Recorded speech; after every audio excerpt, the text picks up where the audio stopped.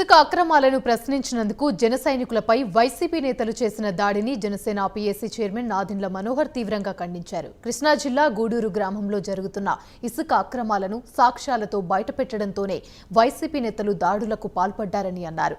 స్తంభానికి కట్టేసి జన సైనికులపై దాడి చేయడాన్ని ప్రజాస్వామ్యంలో ఉన్న ప్రతి ఒక్కరూ ఖండించాలన్నారు. దాడి చేసిన వారంతా జోగి రమేష్ అనుచరులేనని ఆగ్రహాన్ని వ్యక్తం చేశారు. ఇసుక అక్రమ తవ్వకాలు అడ్డుకుంటుంటే మా జనసేన పార్టీ నాయకులు హరి గారిపైన, రామకృష్ణ గారిపైన, గణపతి గారిపైన ఒక గూడూరు మండలంలో ఆ గ్రామంలో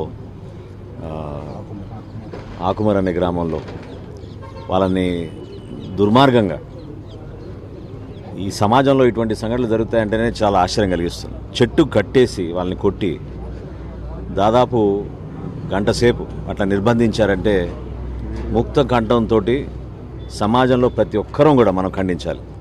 ప్రజాస్వామ్యంలో ప్రతి ఒక్కరికి వాళ్ళ నిరసన తెలుపుకోవడానికి హక్కు ఉంటుంది.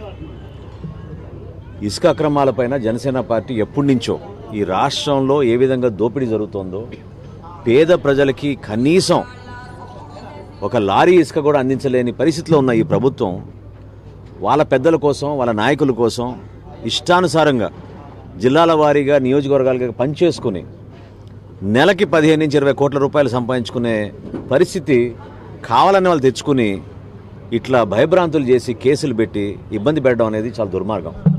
గతంలో కూడా ఇక్కడ ఈ స్థానిక శాసనసభ్యుడు ఎవరైతే మంత్రిగా వ్యవహరించారో జోగి రమేష్ గారు, ఆయన ప్రత్యేకంగా ఎలక్షన్లు అప్పటి నుంచి చూస్తున్నాం మనం, లోకల్ బాడీ ఎలక్షన్స్